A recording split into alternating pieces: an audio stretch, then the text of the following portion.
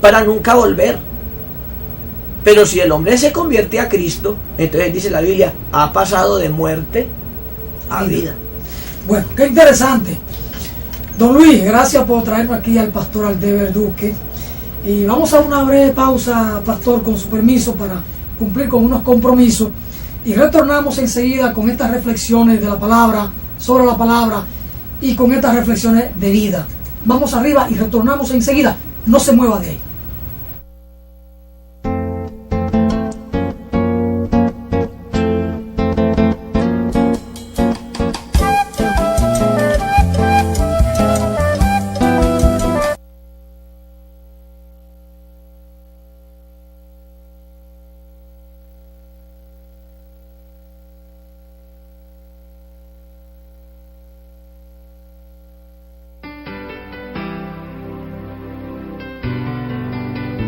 Cuba no es otra isla del Caribe.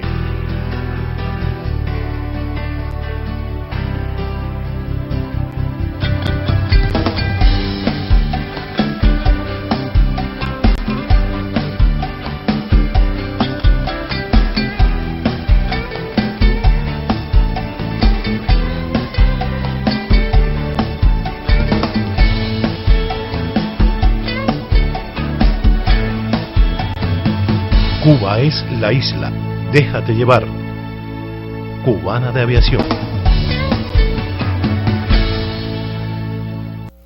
Cuando usted vaya a comprar o vender una casa, un apartamento o un solar, piense en Felga S.A., una compañía de bienes raíces con criterio muy profesional. Pero igual, si su interés es alquilar un inmueble, piense en nosotros. Felga S.A. está ubicada en la calle Ramón Santana, esquina Máximo Gómez, en la zona universitaria, con los teléfonos 809-682-7202, 809-688-5593. Recuerde que para comprar o vender o alquilar su casa, piense en Felga S.A.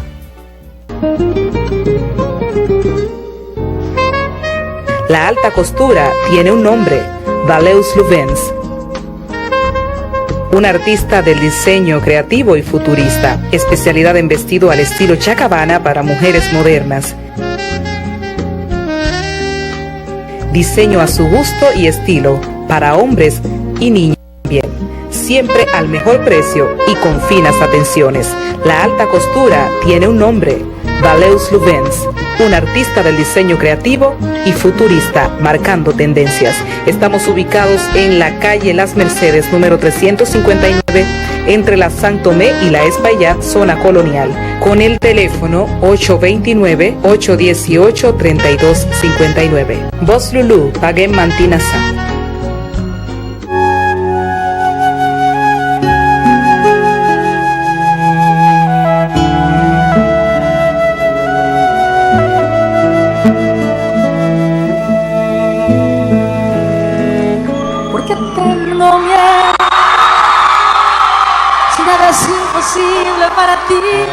¿Por qué tengo miedo? Si nada es imposible para ti. ¿Por qué tengo miedo? Si nada es imposible para ti. ¿Por qué tengo miedo? Si nada es imposible para ti.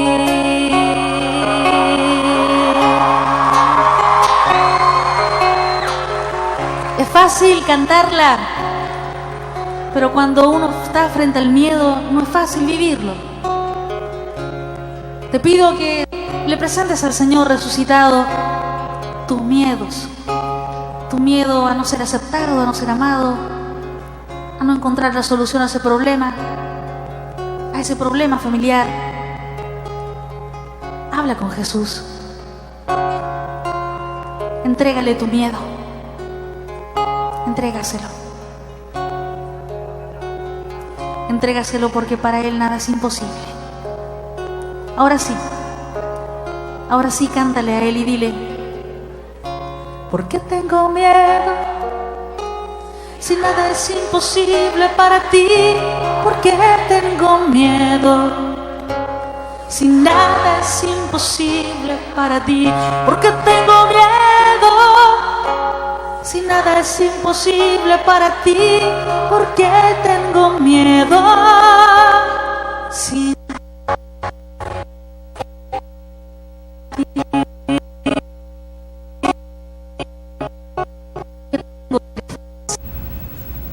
Bueno, la hermana Glenda con una voz preciosa y su texto en las canciones y en lo que ella va comentando es sobre la palabra.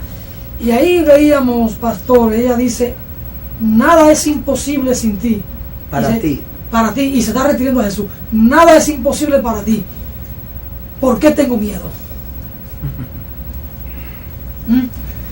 Mira, Alfonso, eso es verdad. Nada es imposible para el Señor. Pero mira, a mí me gustaría que cada oyente pudiera entender la situación y ver las cosas como Dios las ve. Te voy a contar una historia. Traen un hombre paralítico entre 4 para que Jesús lo sane. Los hombres creen que Jesús lo puede sanar. No encuentran la manera de entrarlo a una casa y rompen el techo y lo ponen ahí mismo a los pies de Jesús, y todo el mundo está esperando que Jesús lo sane. Y Jesús no lo sanó, sino que le dijo: hijo, tus pecados te son perdonados. Nótese que Jesús se ocupó de salvarlo Espiritualmente. Claro, primero, antes que sanarlo, buscó salvarlo. Y después de que lo perdonó, entonces toda la gente comenzó a murmurar, pero en blasfemias dice nadie puede perdonar pecados sino Dios. Entonces el Señor Jesús, demostrando que Él es Dios, les dice, pues para que ustedes sepan que yo sí puedo perdonarle los pecados, porque el único que puede perdonar los pecados es el ofendido. Le dice al paralítico: levántate, toma tu cama, tu lecho, y vete a tu casa. Y los huesos se le enderezaron, y el hombre comenzó a caminar y a saltar, y la gente decía: jamás hemos visto una cosa semejante. ¿Qué te quiero decir con esto? Te quiero decir que estamos en medio de una generación donde estamos en la búsqueda de muchas cosas materiales. A propósito de eso, pastor, yo tenía aquí en carpeta una pregunta, que es la primera. ¿La fe puede sanar un malestar físico o de salud? En este caso, ¿hará falta que Jesús vuelva para producir ese milagro, o simplemente la fe de corazón, la fe de verdad, puede sanar un malestar físico, un malestar de salud? Es que mira, Dios no ha cambiado. Dios no tiene, el Señor Jesucristo no tiene necesidad de volver, ya vino, así lo estableció y lo tenemos aquí. Él está con nosotros. Pero otros dicen que Jesús vuelve. Sí, pero Él ya no dice viene. que no vuelve, sino que está aquí. No, yo no digo que no vuelve, no. La Biblia dice que Él regresará, pero ya no con relación al pecado. O sea, ya no viene a vivir aquí a la tierra para andar entre la gente, para sanar a los enfermos y volver a morir por el hombre. No, Él viene con poder y gloria. Lo que le quiero expresar es que Él dijo: yo estoy con vosotros todos los días hasta el fin del mundo. Pero el problema no está tampoco allí. El problema está cuando yo no concibo que mi necesidad primera es espiritual, sino material. Tú vas a muchas iglesias evangélicas y te están predicando un evangelio de prosperidad. Ven, da dinero, Cristo te va a multiplicar, pídele el edificio, pídele la jipeta último modelo. Mira, si tú das, Dios te va a devolver muchísimo más, te va a hacer millonario. Bueno, sí, es verdad, todas las iglesias tienen que tener una economía. La Biblia habla de ofrendar, la Biblia habla de diezmar.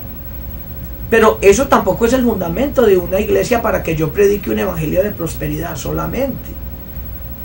Tenemos que mirar la necesidad espiritual, porque muchos de los problemas que el hombre tiene, o todos, se solucionan cuando tú tienes una vida en Cristo.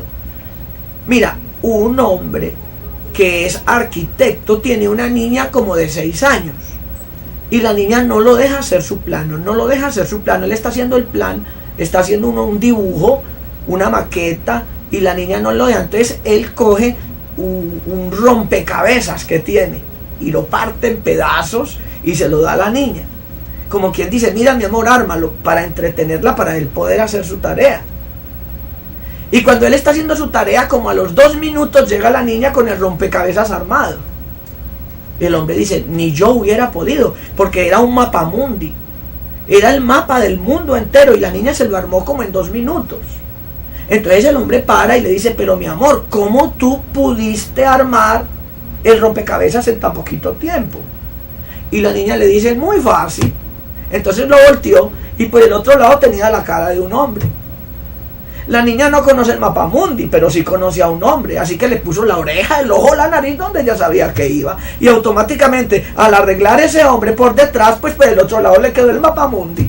¿Me entiendes? Y es verdad, eso tiene una enseñanza. ¿Quieres arreglar el mundo? Arregla primero al hombre. Si el hombre es transformado en su corazón, automáticamente el mundo va a cambiar. Porque, mira, por ejemplo, estudia, entra, por ejemplo, busca un diccionario y lee lo que significa la palabra política. Tú me decías que si hay comunión entre la política y la religión. Política, tú encuentras que es una parte hasta de la moral, que ayuda a que todos los pueblos organicen sus problemas, solucionen las situaciones que se les presentan. Es muy lindo eso. Pero si tú miras qué es la política que nosotros tenemos entre hoy, hay mentira, hay robo, hay una cantidad de cosas y la gente ya no cree. Si los políticos se dejaran arreglar de Dios, si el hombre se dejara transformar por Dios, todo sería diferente. Pero cuando hay corrupción en un corazón, dígame usted, ¿qué empresa puede salir adelante? Nadie. Entonces, la necesidad más grande que el hombre tiene no es ni siquiera que le quiten el dolor de cabeza. Hay mucha gente que está enferma, está paralítica y van a la iglesia buscando un milagro para después volver a la rumba, para volver a la discoteca. Eso no tiene sentido. No tiene sentido. Es la búsqueda de Dios, es la búsqueda de lo espiritual, porque el Señor dijo, busquen primeramente el reino de Dios y su justicia, y las otras cosas Dios se las va a dar, pero por añadidura, porque eso no es lo primordial. Eso nos plantea el dilema de la solución individual. Primero el hombre.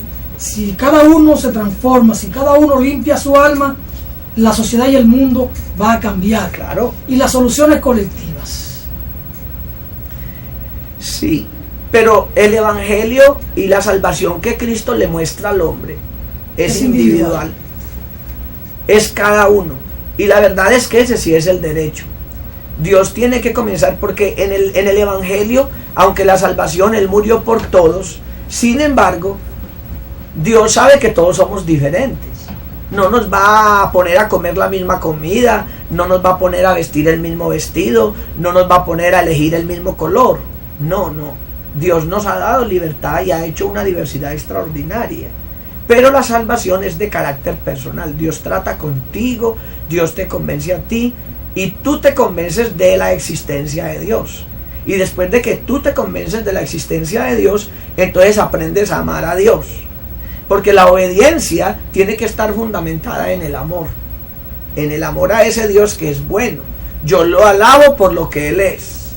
Lo alabo por lo que Él es. Alabar al Señor porque Él es bueno. Pero yo lo adoro por lo que yo soy para Él y por lo que Él es para mí. ¿Verdad? Arrodillémonos. Adorémoslo porque Él es nuestro Dios. Porque Él nos hizo y no nosotros a nosotros mismos. Pueblos suyos somos y ovejas de su prado.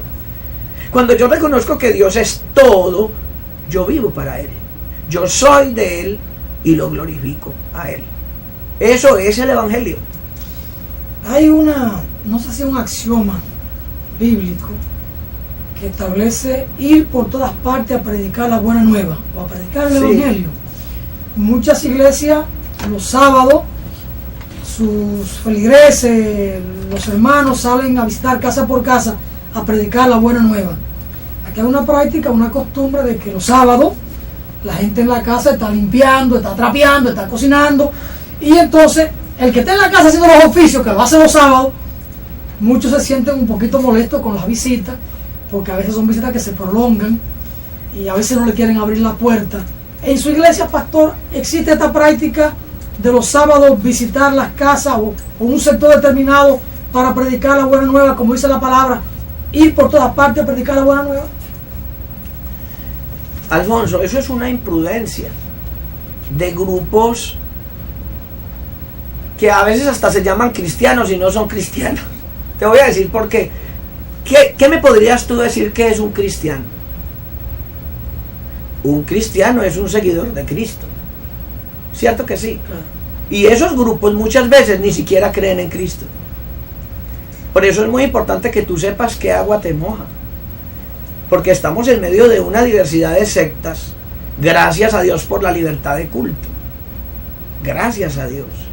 Pero eso también es peligroso en el aspecto de que hay muchas religiones que son completamente anticristianas, pero tienen una carátula de cristianas y la gente los confunde porque no conoce.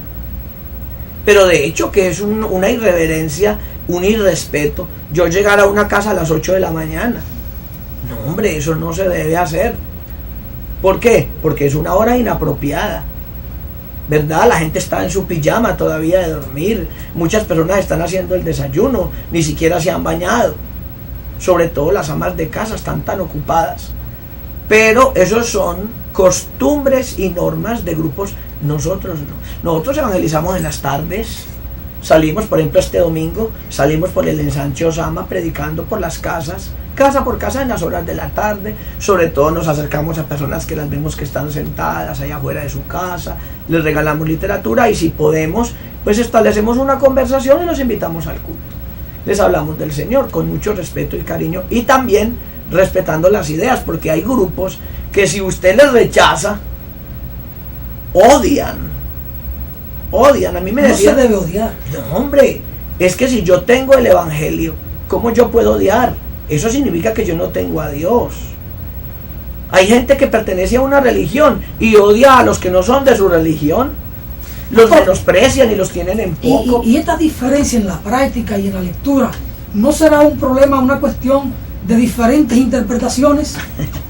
Hombre, Alfonso, sí, ¿no? Porque lo que usted nos explicaba a todos los televidentes al principio del programa, por ejemplo lo del bautizo, pueden ser lecturas diferentes, porque lo propio pasa en el campo político, por ejemplo, con los que son seguidores de la teoría de Carlos Marx y de Federico Engels, y sin embargo hay tendencias, hay interpretaciones, hay lecturas distintas, y la palabra es una, la Biblia es una, y puede que hayan diferentes lecturas, gente que interprete de diferente manera los preceptos bíblicos. Yo estoy sorprendido con las cosas que usted me ha dicho, y esto me manda a hacer nueva lectura de la palabra y hacerla con mucho más cuidado. Lo que pasa es que la palabra de Dios es un libro muy claro. Y muy profundo. Es profundo, pero es un libro claro. La Biblia dice que en este camino el hombre, por torpe que fuere, no se perderá. O sea, cuando tú estás buscando a Dios, Dios te guía, Dios te dirige y te ayuda. Pero dime, hay muchas cosas que no tienen que ver con la interpretación. Hay otras que sí, no lo niego. Pero los fundamentos, por ejemplo, hay muchos que dicen que Jesús no es Dios. Niegan la deidad de Cristo. Pero ¿cómo yo voy a negar la deidad de Cristo? Si yo te leo la Biblia, por ejemplo, Romanos 9:5 dice, de quiénes son los patriarcas y de los cuales según la carne vino Cristo, el cual es Dios sobre todas las cosas. Eso no tiene interpretación, eso dice que Jesús es Dios sobre todas las cosas. Entonces, sacarle una interpretación a una cosa que está evidente y clara. O por ejemplo, Tito escribe en el capítulo 2, verso 13, aguardamos la esperanza bienaventurada y la manifestación gloriosa de nuestro gran Dios y Salvador Jesucristo. ¿Qué interpretación tú le das a eso? Dice que es Dios. O por ejemplo, tú lees Apocalipsis 1:8, yo soy el alfa y la omega, el principio y el fin, dijo el Señor Jesucristo. Porque es una revelación de Jesucristo. Y dice, el que es, el que era, el que ha de venir, el Todopoderoso. Si ahí dice que Jesucristo es todopoderoso, ¿cómo yo no voy a creer que es todopoderoso si eso es lo que dice? O sea, eso no tiene interpretación, eso está escrito y está clarificado. Pastor, ¿es verdad que hijo de gato caza ratón? Pues claro. Ah, claro. Le digo y le pregunto porque la jovencita que vimos al principio del programa es su hija, y entonces la verdad que Lili Joana, ¿verdad, Luis? Sí, señor. Nos sorprendió con toda su juventud, el dominio que tiene de estas cosas y la fe firme y la claridad que tiene en el pensamiento y en el enfoque. A propósito de Lili Joana, su hija, que la vimos aquí hace un momentito en el video que pasamos, el tratamiento en la iglesia de los jóvenes, la política que ustedes tienen, la política en términos del trabajo de educación, el trabajo de llevar la fe con los jóvenes, ¿cómo lo hacen, pastor? Ve, Alfonso. No lo tratan como si fueran adultos. No, le permiten jugar, conversar, cantar, no, las cosas es que mira, propias de su edad. El conocimiento del evangelio es algo tan especial. Le pregunto, pastor, porque en mucha gente de nuestro pueblo ven a los protestantes, a los evangélicos, como se dice aquí, o a los adventistas, como también se dice en otra palabra que se usa, como una cuestión, una práctica muy rígida, y entonces como que todo así muy unidireccional. Yo le pregunto el trato a los jóvenes, porque la juventud es dinámica y tiene sus propios requerimientos que son de su edad. Claro que sí. Nosotros tenemos clases por edades, porque todas las edades no son iguales. Todas las edades no tienen las mismas necesidades. El evangelio es para todos. Pero es que en el evangelio hay una libertad tan maravillosa. Es que Dios lo que te prohíbe es lo malo, lo que te daña. Dios no es un Dios egoísta. Dios no es tampoco un Dios idiático, o sea, de una idea y ya, y que esto se hace porque yo lo dije. No, Dios es un Dios de razones. Te voy a poner un ejemplo. Yo le enseño a los jóvenes de mi iglesia, en la adolescencia, y a los que tienen novia ya, que están ya más con deseos de contraer matrimonio. Yo les digo, no se besen ni se manoseen en el noviazgo. ¿Verdad? Eso es una locura. Eso lo pueden ver dentro de la sociedad como un fanatismo. Pero si tú analizas la lógica, el noviazgo no es una época para besar ni para abrazar. No. El noviazgo es una época de conocer a una persona con la que yo voy a compartir toda la vida. Ya vendrá el momento de besar, y de besar hasta que te canses. Ya vendrá el momento de tener las relaciones sexuales como cuantas veces usted quiera, y de tener los hijos, pero no en el noviazgo, porque el noviazgo es para conocer a la otra persona, es la época de abrir los ojos, es la época de conocer con quién yo voy a pasar toda la vida, es la época de conocer si esa persona realmente es la adecuada para mí o no. Pero ellos cierran los ojos, no más se besan, no más se tocan, algunos tienen relaciones sexuales porque no obedecen, supongamos los que no obedecen. Luego entonces se casan y comienzan a decir, pero fulano era así, fulano era así, mire, fulano es así. Digo, ¿y por qué usted no lo descubrió en el noviazgo? Ah, porque se dedicó a lo que no era. Entonces, si tú lo miras desde el punto de vista de la gente, eso que te estoy diciendo del noviazgo es una locura. Yo tuve un noviazgo de 1 año con mi esposa. Éramos novios y nosotros nunca nos besoteamos ni nos tocamos, excepto para saludarnos cuando yo llegaba o nos despedíamos. Pero ahora en octubre voy a cumplir 25 años de matrimonio. Boda de plata. Sí, 3 hijos, vivimos felices, riquísimo, pero hicimos las cosas como eran. ¿En su iglesia hablan de boda de plata, boda de oro normal, como es la tradición aquí? Sí, está bien, es una celebración es como un recasamiento, una renovación de votos que es muy bonita. Pastor, si a su iglesia llega un joven menor de 18 años, ¿ustedes lo reciben aunque vaya sin su padre o su madre? Claro. Es que la iglesia como tal... Pero sí le piden una comunicación después con el padre, la madre, para sí, que sepa que está yendo con ustedes. Sí, pero la iglesia como tal es un lugar público. ¿Entiendes? El culto, cuando se abren las puertas del templo, se establece como un lugar público. ¿Entiendes? Sería como un muchacho que va al colmado, como un muchacho que va a un lugar donde se le permite entrar a los muchachos.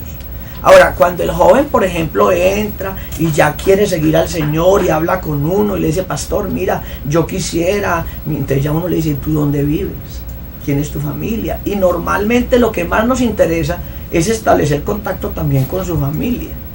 Claro que sí. Una persona puede llegar a la iglesia, estar un año escuchando los cultos, viendo todo el ejercicio de fraternidad, de solidaridad que hay en la iglesia, sin que tenga compromiso. Ya eso le surge a la persona cuando quiera. Claro. Y la iglesia respeta esa dinámica. Lógico que sí. Por ejemplo, a nuestra iglesia no hay requisitos para ninguna persona que vaya, excepto el respeto. Hay muchas personas que van, puede ir al culto, puede ir el tomador, el drogadicto, la mujer de cabaret, el hombre político, cualquier persona puede ir. Tampoco le exigimos que tiene que ir con determinada vestimenta, no, porque es una persona que viene a escuchar la palabra de Dios, ¿verdad? Que digamos nosotros lo llamamos simpatizantes. Uno escucha y nosotros lo atendemos, lo escuchamos, hablamos con él, compartimos. No tiene ningún compromiso. Cualquier persona que vaya al culto no tiene ningún compromiso. Los compromisos son personales. Respetar sí. La dinámica. Ahora, si la persona quiere recibir a Cristo en su corazón y andar con él, ya es un compromiso personal. Entonces lo apoyamos, le damos respaldo espiritual absoluto, le enseñamos, lo doctrinamos, lo visitamos, oramos por él y llega a ser como un hermano de nosotros, porque eso es un hermano, como un integrante de la familia. Pero esa determinación la toma la persona. Mientras tanto, pues lo queremos, somos como amigos, pero la persona no es parte de la iglesia hasta que no se convierte y se bautiza. Eso es lo que dice la palabra de Dios. ¿Alguna exhortación a la gente de la comunidad que van a estar visitando el domingo y claro, que puedan visitar, dirección, todo esto? Mire, yo invito a todas las personas de este sector del ensanche Osama que vayan al culto. Nosotros tenemos el lugar de predicación ahí en el farolito. Como quien dice, está el Olé, después sigue Vimenca y luego sigue la iglesia o el templo. Estamos para servirles los domingos a las 10 de la mañana, a las 6:30 de la tarde. Los jueves tenemos culto de enseñanza, muy bueno, doctrina. Los sábados se reúne la juventud a las 7 de la noche, también los jueves a las 7. Los martes se reúnen los caballeros y las damas. Y es gratuito, no tiene ningún compromiso y estamos para servirles. Busque a Dios. La escritura dice, buscad al Señor mientras puede ser hallado. Llamadlo en tanto que está cercano.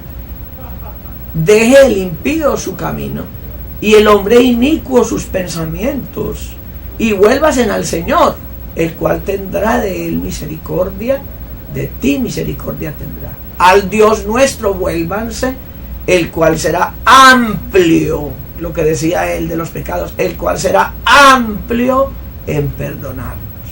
Entonces las puertas están abiertas, ni pienses partir de este mundo sin recibir a Cristo como tu Salvador, porque tendrías que ir a una condenación eterna de la que jamás se regresa.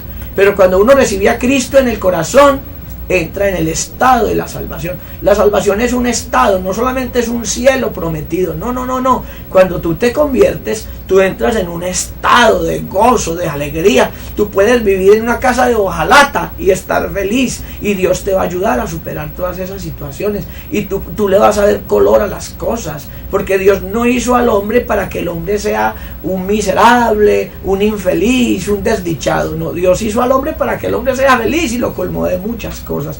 Lo que pasa es que el hombre ha buscado muchas perversiones. Pero si usted en su corazón siente la necesidad de buscarlo, estamos para servirle ahí en el ensanche, ahí junto de Ololé, justo ahí en el farolito, con todo el cariño del alma. Deseamos pues que Dios les bendiga. Estamos muy contentos de la atención prestada, y yo soy su servidor, el hermano José Aldever Duque, y la iglesia nuestra, pues la Iglesia Pentecostal Unida, está para servirles con todo el corazón. La vida es la felicidad, así lo quiere el Señor.